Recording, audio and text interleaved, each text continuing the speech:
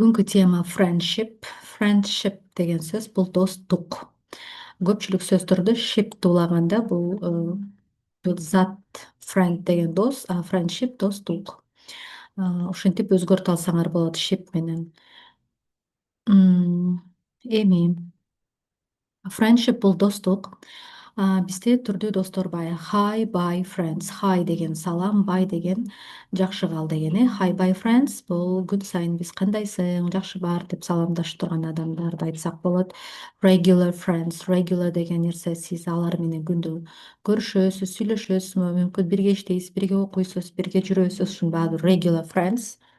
Ал эми дагы бизде өзүбүздүн сырларыбызды айта турган, бөлүшө турган жакын адамдарыбыз бар. Бул биздин жакын досторубузду биз soulmates деп айтабыз. Soul бул жан дос, вот душа, жан, mate, вот classmate деген классташ, groupmate деген группалаш, roommate деген комнаталаш, teammate деген командалаш. Значит, mate деген бул сиздин ошол жакын классташ сыяктуу. Soulmate бул сиздин сырдашыңыз дейлик. Soulmate душалаш.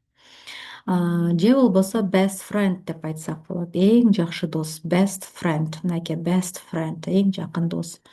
Эми сиз сиз кандай досту издейсиз? Эң башкысы биз жакшы досту издейбиз и өзүбүз дагы ошо жакшы дос болгонго аракет жасашыбыз керек. Ошол жакшы достун сапаттарын биз бүгүн силер менен үйрөнөбүз. Мынакей менин жакшы досум, эң жакшы досум, my best friend will, бул келер чакай билесиздер, will encourage me. Encourage деген этиш сөз. Шыктандыруу. Менин жакын досум мени шыктандырат. My best friend will encourage. Encourage деген сөз эмне экен? Шыктандыруу. Support me. Мына жерге. Encourage me мени шыктандырат. Support me. Мына ю тамгасы эки үнсүздүн ортосунда турганда деп окулат, кыскача Support me мени колдойт. Motivate, мотивациялайт мени. Motivate me. Бул эмне деген? Мага мотивация берет, мага дем берет, мага түрткү берет дегенде, мага дем берет дейлик, мага дем күч берет. My best friend will motivate me. Мага дем күч берет.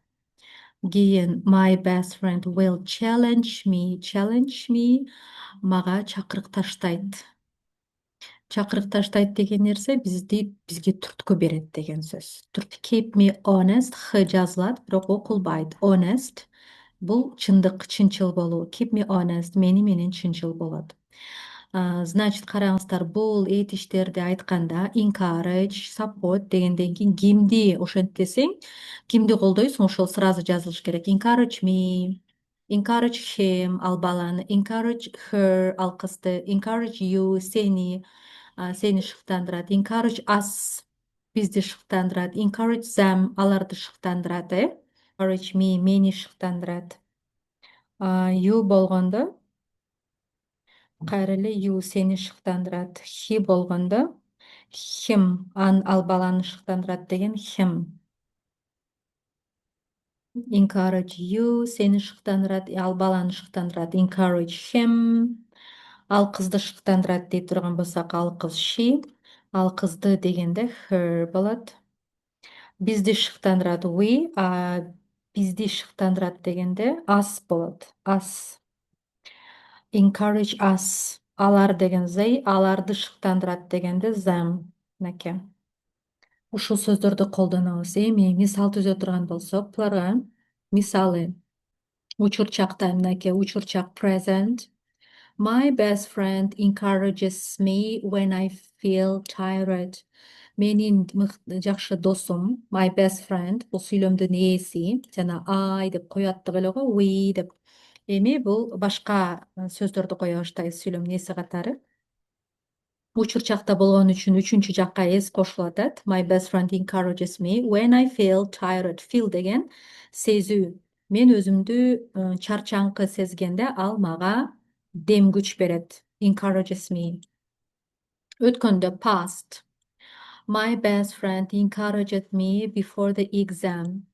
Менин досум, менин жакшы досум экзамен алдында. Before деген сөз алдында. Экзамен алдында мага дем күч берди. Мени encouraged me, мага дем күч берди деген сөз. My best friend will encourage me before exam деп айта турган болсок, экзамен алдында менин досум мага колдоо берет.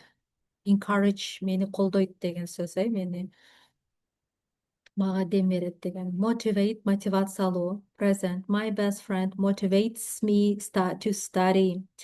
Караңыздар, to деген бул менин жакшы досум окуу үчүн мени мотивациялайт. Окуу үчүн деген нерсе дагы бул to да. Окууга үндөйт. Окууга үндөйт же болбосо эмне активдүү болгонго үндөйт дегенде to'ну коебуз. My best friend motivates me. Менин мыкты досум мени мотивациялайт. Эмнеге? Окууга. To study. My best friend motivated me last year. Өткөн жылы мага мотивация берген. My best friend will motivate me every time. Мени ар дайым мыкты досум мотивация берип турат деп келер чакта айтып атабыз. Эми celebrate деген этиш кандай? Celebrate бул майрамдоо. Мисалы биз жаңы жылды майрамдайбыз. We celebrate the new year holiday. Биз жаңы жылды майрамдайбыз деген сөз майрамдоо. Celebrate with биз менен кошо майрамдайт деген сөз. My best friend celebrates with me my success. Мынакей эки үндүүнүн ортосунда ю дагы а болуп окулуп атат. Success, ийгилик. Менин жакшы досум мени менен ийгилигимди майрамдайт. My best friend celebrates with me my success. My best friend celebrated with me my win. Win дегенди билесиздер, өткөн биз won өткөн чагы билесиздер, жеңүү деген. My win менин жеңишимди мени менен майрамдады. My best friend will celebrate with me my win. Менин мыкты досум мени менен менин жеңишимди майрамдайт. Celebrate with me my win. Grieve with деген сөз. Grieve'ден кийин дагы with айтылат. Мисалы, my best friend grieves with me when I lose something. My best friend grieves with me. Кайгырат мени менен. With деген менен, мени менен. Мен I lose something, мен бир нерсе жоготкондо менин мыкты досум мени менен кошо кайгырат. My best friend grieved with me after my loss. Менин жоготуумдан кийин ал мени менен кайгырды. After my loss деп атат, жөн гана жоготуумдан кийин деп айтылып атат. Lose, lost өткөн бизе жоготуу деп. My best friend will grieve with me. Менин мыкты досум мени менен кошо кайгырат. Бул келер чакта айтылып атат. Challenge деген нерсе бул түрткү берүү, дем берүү, чакырык таштоо деген. Мисалы, my best friend challenges me to be better. To be better. Better жакшы. Менин мыкты досум жакшы болууга, be деген болуу. Жана туну айттым, бир нерсе үчүн үндөсөк деп, бир нерсе үчүн десек to коюлат. Жакшы болууга мени мага түрткү берет. Challenges me. Challenge деген бул нерсе кандай? Биз кантип айтабыз? Аракет кыл да, ушинтип отурсаң болот беле. Мен сага ишенем, давай аракет кыл деген нерсе бул чакырык да. Түрткү. My best friend challenged me to try again. Менин мыкты досум үндөдү мени эмне кылууга? Try деген аракет жасоо, again кайрадан аракет жасоого, to try again жасоого үндөдү, чакырды мени. Көрдүңөрбү? Менин мыкты досум мени кайрадан жасап көрүүгө чакырды. My best friend will challenge me. Ал мени үндөйт, чакырат, мага чакырык жасайт, дем берет деген сыяктуу. Keep me honest. Бул мени менен чынчыл болуу. My best friend keeps me honest uh, every time дей турган болсок, дей турган болсо, же болбосо my best friend always дей турган болсок, My best friend always keeps me honest. Менин мыкты досум мени менен дайыма чынчыл. My best friend kept me. Keep деген сөздү караңыздар. Keep кармоо, сактоо деген сөз. Анын өткөн чагы kept. Бул туура эмес. My best friend kept me honest. Ал дайыма мени менен чынчыл болчу. My best friend will keep me honest. Ал дайыма мени менен чынчыл болот. Support колдоо. My best friend supports me when I am sad. When I take exams.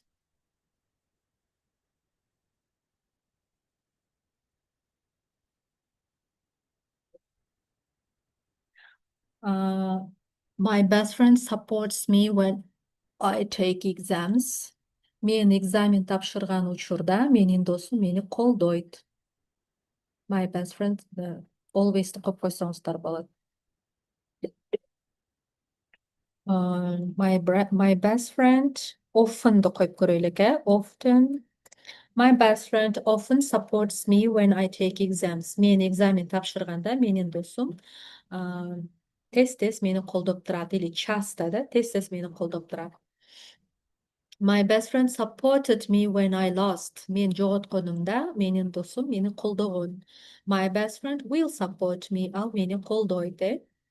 Listen to деген сөз бул угуу. Дайыма listen'дан кийин to айтылышы керек. Мисалы мен музыка угам. I listen to music. Бул жерде my best friend listens to me carefully деген сөз көңүл коюп деген сөз. Менин мыкты досум угат мени, көңүл коюп. Listens to me carefully. My best friend listened to me yesterday. Ал кече мени укту. My best friend will listen to me. Менин мыкты досум мени угат. Эми сиздерге тапшырма ушул этиштерди колдонуп, сиздер дагы өзүңүздөрдүн жакшы достуңуздар жөнүндө сүйлөм түзөсүздөр. Сиздин мыкты досуңуз качан сизди колдойт, качан сизге мотивация берет, качан сиз менен кошо майрамдайт, качан менин туулган күнүм болгондо ал мени менен майрамдады. Мен мисалы үй бүлөңүздө этиштерди колдонуңуздар. Желательно биз өтө көп этиштерди өттүк. Ошолорду пайдаланып, өзүңүздөрдүн фантазияңыздарды жандырып, мага 15 комплект сүйлөм түзүп жөнөтөсүздөр. Комплект деген нерсе суроолорду бересиздер. Мен бул жерге суроо бергеним жок, анткени силер уже билесиздер. My best friend encourages me дегенде, does your friend encourage you when you feel tired? Деп айтыш керек. И экинчи, when does your friend encourage you? Сенин досуң качан сага дем берет? Did your best friend encourage you before the exam? When did your friend encourage you? Деген суроолорду берип өзүңүздөр таштайсыздар.